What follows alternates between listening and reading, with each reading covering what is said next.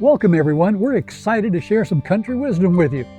King Solomon had a thing or two to say about the path to wisdom. In Proverbs 4, he wrote, "Let your eyes look directly forward and your gaze be straight before you. Keep straight the path of your feet, and all your ways will be sure." Join us now for country wisdom.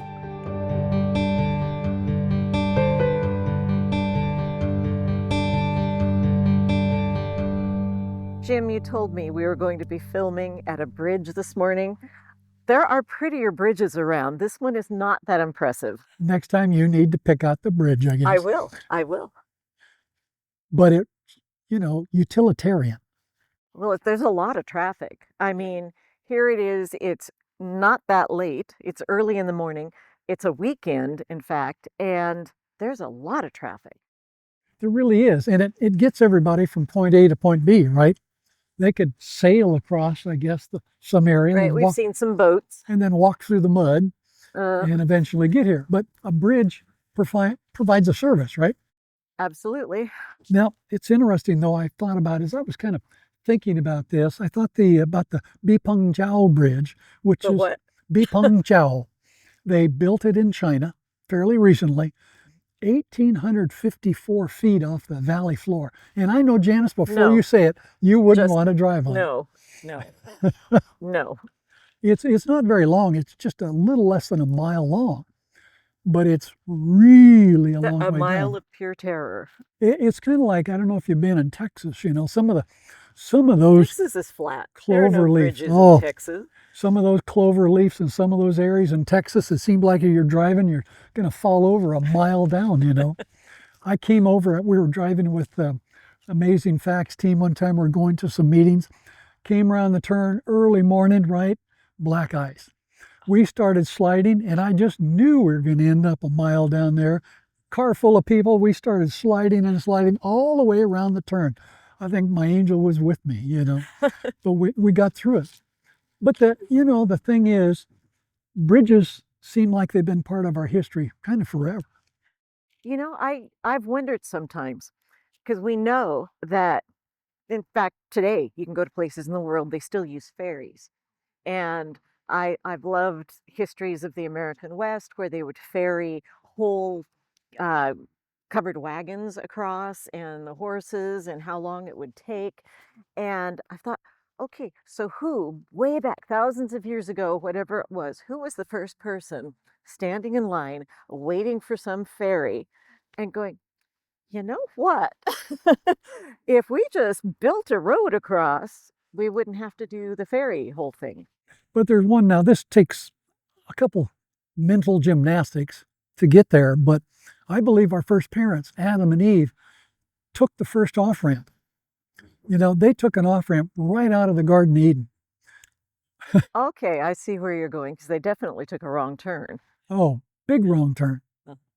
They believed the devil, and immediately believe in the devil because the Bible says he's the father of lies.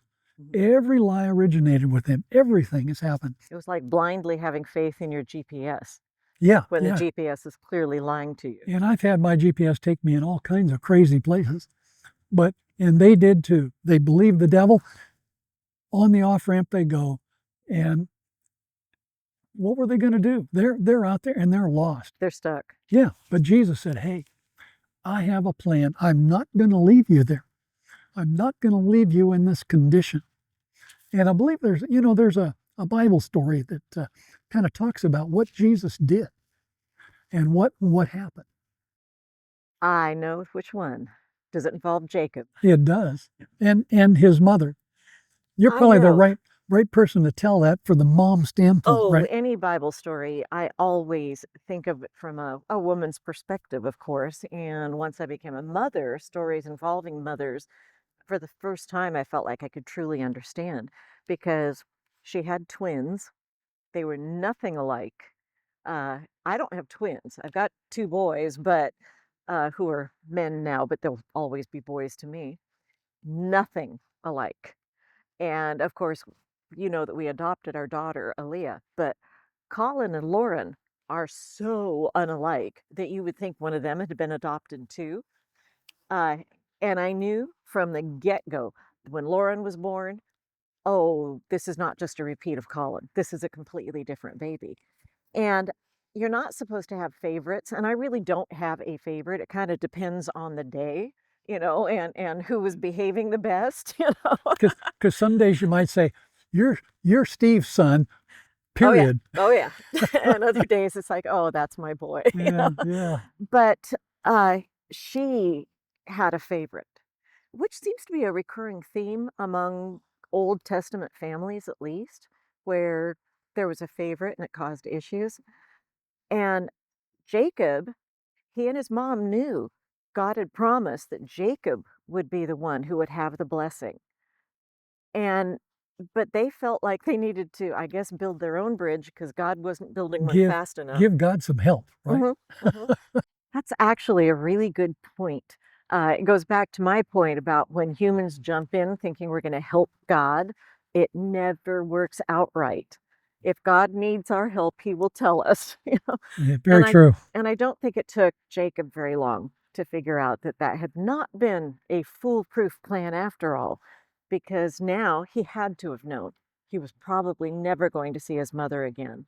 He had completely severed his relationship with his brother, burned that bridge, and his father, because how do you come back from having deceived him like that? Your dad can never trust you again.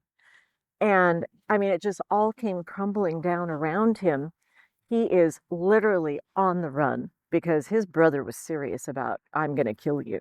The worst thing, Janice, he figures he probably threw away his own heavenly birthright too. I know he feels like he is genuinely alone, that even God isn't with him anymore. And in fact, that probably was the biggest fear. I mean, in life, we all have times where someone has rejected us, and maybe in your own family, you don't quite have really good relationships.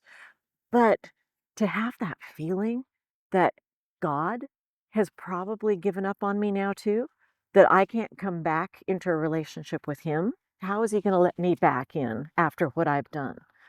And he was out there in the wilderness, not even sure where he was going to go to find any kind of refuge. What was his life going to be like now? And God, like he always does, is so merciful. Because you would think that if there was a time when God had every right to say, I would have taken care of this. You jumped in. Look what you've done. You've broken just about every commandment. I can't deal with you anymore.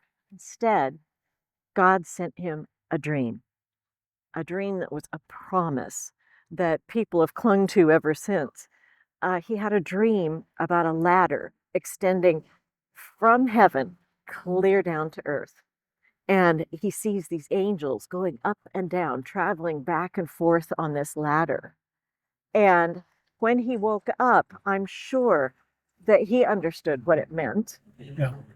You know, I don't often remember my dreams. And if I do, it's usually because they were so weird. I can't say that I've ever had a dream that actually meant much of anything, but he knew, and he was clinging to that. He knew that that was a promise from God.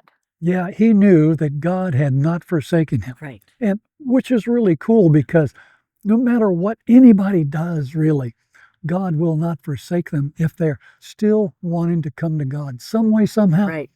Even when the trouble that you're having is your own fault, Yeah, which it was. which it's It was usually our Jacob's own fault, right? fault. Or it's always our fault. Well, occasionally it's something someone's done to you that you didn't deserve. But Jacob deserved to be out in the wilderness with no future and no family anymore. He did that to himself. And yet God was giving him hope. God was saying, I haven't cut you off. Yeah. There's still a path back to me, a bridge back to me. Bottom line, God loves us. I felt like Satan was constantly nipping at my heels and I just couldn't catch my breath. I was grieving. I felt scared, confused, anxious, and depressed. My life was literally turned upside down and falling apart. I didn't know what to do, but I knew who had the answers. Can you relate? This amazing study guide changed my life. In 12 weeks, I caught my breath, My faith grew stronger, my confusion turned to clarity, my anxiety lessened, my depression eased. I let myself be held in the arms of Jesus, and He calmed my aching heart. Are you ready for a dramatic change in your life? This 12-week study guide will guide you on your journey of transformation. This study is packed with powerful content to lead you on an encounter with Jesus. Jesus will use this study as a tool to change your life as He did mine. Order your copy today to experience your transformation. Log on to talkingdonkeyinternational.org. Hey, Janice, how are you doing? Hey, you wrote another book. I did. Had a burden on my heart, and God helped me get it done. So, The Plan of Love, what's it about? Well, it's really about God in eternity. Saw everything that was going to happen here, and His amazing love. He says, I'm going to take care of the problems. I'm going to take care of the situation by giving my own life. He did all that, but we've been lied to so much, we don't see what God has planned for us, what God is doing for us. Matter of fact, the angel came down to Mary and said, you shall call His name Jesus, for He shall save His people from their sins. Notice it wasn't in, but from. Where can people get the book? Hey, I'm glad you asked.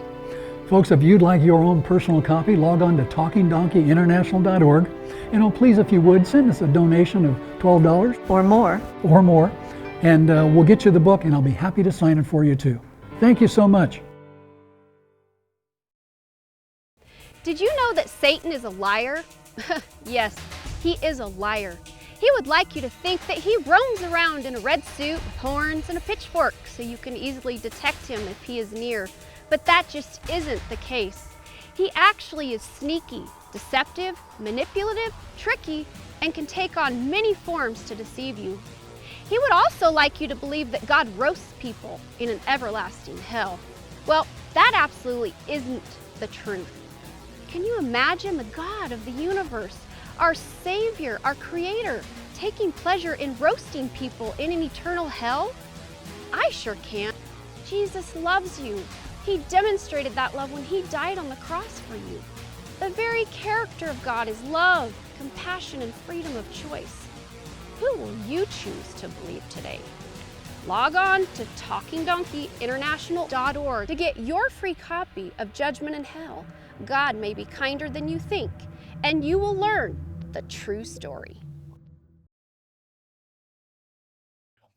You know, Janice, what you described in Jacob's vision, that ladder between heaven and earth, it's really like the bridge. Jesus is that bridge that stretches between heaven and earth. There's three beholds I wanted to call our attention to, and it's Genesis 28 is your story. Verse 12 says, and he dreamed, Jacob, and behold, a ladder set on the earth, and the top of it reached to heaven. And behold, the angels of God ascending and descending it, and behold, the Lord stood above it and said, I am the Lord God. You know, I think it's so important that God basically, right in that short span, 3 different times is going, hey, you, look, look, look. Yeah, exactly. That's what behold is, right? Look, yeah, check it out, you know. So Pay attention. yeah, here's that ladder. So Jacob, as you say, realized that, wow, God has not forsaken me. He's established a connection between heaven and earth. The angels coming and going. Each one of us, we have our own guardian angel. We can follow in the biblical context. We have a guardian angel who's with us all the time. And I know the stuff in your life, all of your friends joke that you must have more than one, because just one would have gotten tired by now. I had one friend who used to tell me, Jim, he says, your guardian angel only goes 55 miles an hour. But, you know, what can I say?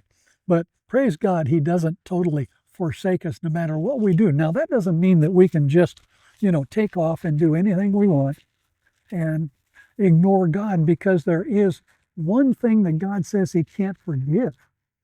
And that's ignoring God completely and fully and not listening to that still small voice. We can get to the point where you no longer have any interest whatsoever. But God continually woos, God continually calls. Well, and it's always God who takes that first step to build the bridge. right there in the Garden of Eden, you were talking about how Adam and Eve, kind of took a wrong turn. They took the wrong off ramp or on ramp. It was a bridge to someplace they didn't want to go. Uh, who was it who came looking for them? They were Eve. hiding. They were afraid. They wouldn't have gone looking for God. He came looking for them, even though they had just, at least momentarily, decided that they wanted a new boss. Yeah. Yeah. But he comes. Jacob is gone completely against what God's plan was. God had promised he'd have the birthright, but he wasn't content to wait for it. So he does something stupid, and God comes to him. What's so interesting, one of the texts in Scripture says, there were things to reconcile in heaven and in earth. Remember, the devil was in heaven. There was a war. I believe that war was probably a war of ideas rather than a physical war, but we're not told. He's cast out to earth. He comes down to earth and he totally deceives Adam and Eve, begins ruining God's creation here on earth. And a lot of the angels up there had come with him, we're told. He was a smooth talker. Oh, talk about a liar of the first degree, And they were totally enamored with him and thought, well, he knows better than God. We'll follow him. And so there were things in heaven to be reconciled and things on earth. The sad thing is, basically, as I understand it, it wasn't until Gethsemane, when and the cross, that heaven understood. When they saw Jesus being crucified, they finally knew the anger of the devil, to what degree he would go to. He'd work to destroy God himself here on planet Earth. Well, and they understood the degree that God would go to not sever connection with us, to keep the bridge open to us. Yeah. I think about in the Garden of Gethsemane, Jesus had a choice, young man in his early 30s. What young man wants to die? Said, Father, please take this cup from me. I don't want to drink it. I'm scared. I cannot see. He became a man. I cannot see past the tomb. And the devil's there saying, you're not going to come out of the tomb. And if you do, all the disciples are going to forsake you. Nobody's going to pay attention to what you're doing. Just forget it. It's going to be painful. It's going to be hard. And your separation with the Father will be eternal. That's what got him the worst. He'd never been separated from the Father. The two had totally been one, in purpose and idea and everything. No one could ever calculate the amount of sacrifice that went into the making of this great nation, the gains of so many because of the loss of the precious few. As a child in school, I sang America the Beautiful, God bless America. We started every day by reciting the Pledge of Allegiance. But a lot has changed. Biblical predictions are taking shape at an amazing pace. If you're about my age, you know that this is not the country we all grew up in. It seems like this nation is rushing toward a cliff with no possibility of return. When I became a Christian, I began studying biblical prophecy, last day events. I found a book called The Great Controversy that was amazing in its clarity. If you'd like a copy, log on to our website. To order your free copy of The Great Controversy, go to talkingdonkeyinternational.org. Click on the Store tab and order your copy today. I felt like Satan was constantly nipping at my heels and I just couldn't catch my breath. I was grieving. I felt scared, confused, anxious, and depressed. My life was literally turned upside down and falling apart. I didn't know what to do, but I knew who had the answers. Can you relate? This amazing study guide changed my life. In 12 weeks, I caught my breath, my faith grew stronger, my confusion turned to clarity, my anxiety lessened, my depression eased. I let myself be held in the arms of Jesus, and He calmed my aching heart. Are you ready for a dramatic change in your life? This 12-week study guide will guide you on your journey of transformation. This study is packed with powerful content to lead you on an encounter with Jesus. Jesus will use this study as a tool to change your life as He did mine. Order your copy today to experience your transformation. Log on to talkingdonkeyinternational.org. You know the impact of Christ's message. It heals, it transforms. Do you have the eye for a great post, the heart for a kind comment, the skill to build community? Talking Donkey International is looking for passionate volunteers, from seasoned content creators to newcomers. We are a Christian community dedicated to sharing Christ's love. This is a real opportunity to turn your time into ministry. Scan the QR code. To make a lasting impact. And if you do, all the disciples are going to forsake you. Nobody's going to pay attention to what you're doing. Just forget it. It's going to be painful. It's going to be hard. And your separation with the Father will be eternal. That's what got him the worst. He'd never been separated from the Father. The two had totally been one, in purpose and idea and everything. But he says in his own heart, I believe, I can't live without these people. I choose to not, I choose to go through with this. I cannot forsake them. I cannot do this without them. And the incredible thought to me is I can understand he loved mankind so much, but to stop and think that he would have done it just for me, Oh, yeah. I'm not sure I would have let him. Not that I have any control over God, but I think that would have been especially hard to take, is when you realize that he didn't want to sever the connection with me. He wasn't willing to let me go.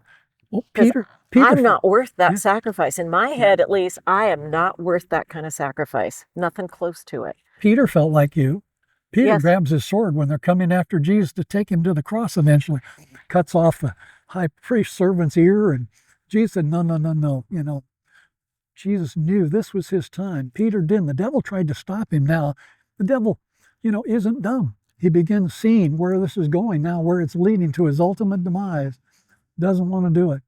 But that things to reconcile in heaven and earth, Jesus is that ladder.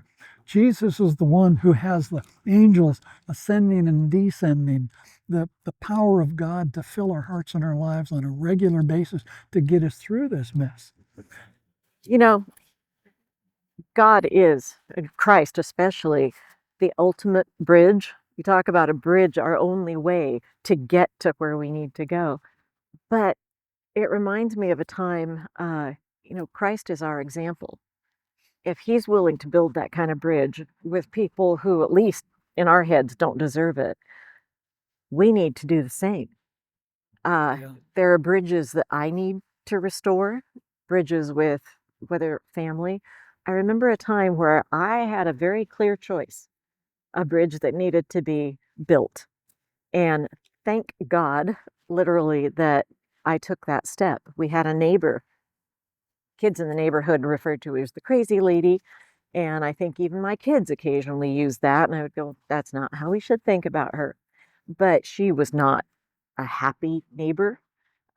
She kind of thought she owned the street in front of her house, that In front of the nobody street. was allowed to park there. So when someone was visiting us, if they parked in front of her house, she would go and turn her sprinkler on. Especially, like, I had a friend who had a Jeep, open Jeep. She'd Oh, put her no. sprinkler way out so it's not watering her lawn so much as the sidewalk and the Jeep.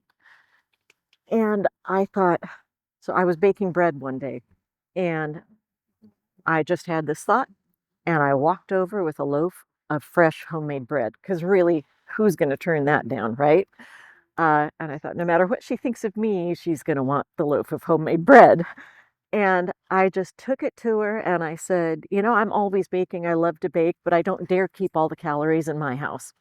And she was kind of straight. It's like, oh, well, thank you. And after that like turned the corner.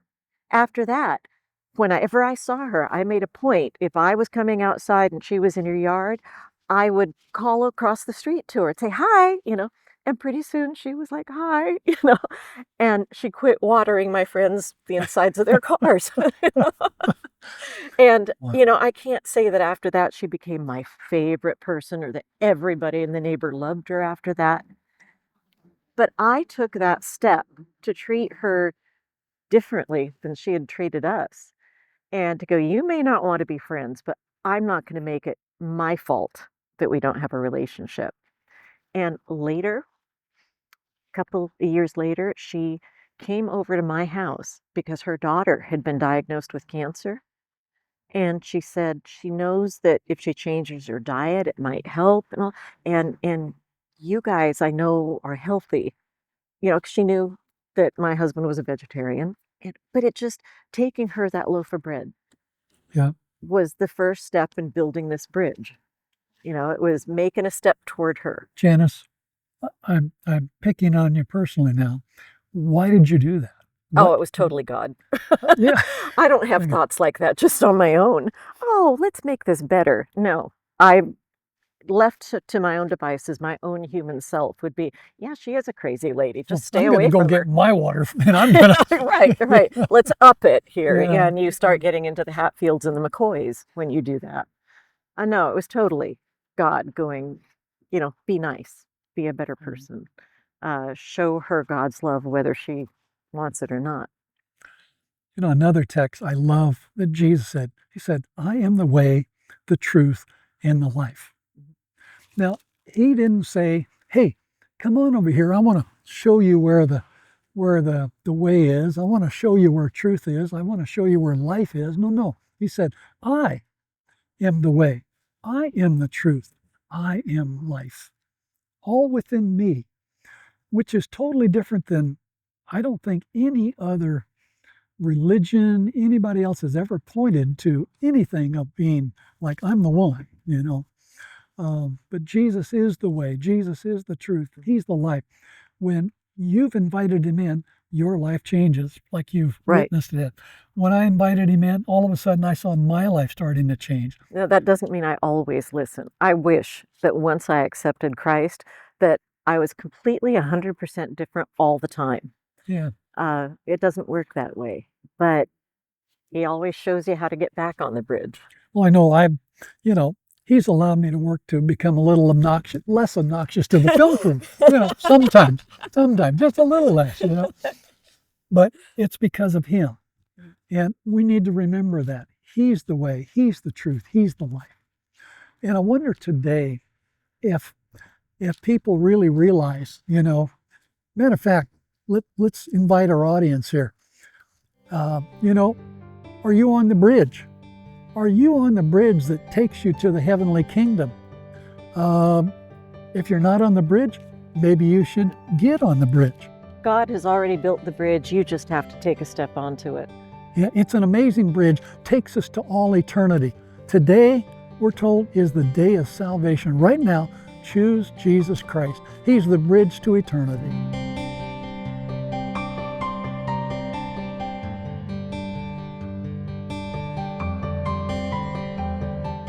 Thank you for watching. Join us again for another exciting Country Wisdom. See you next time.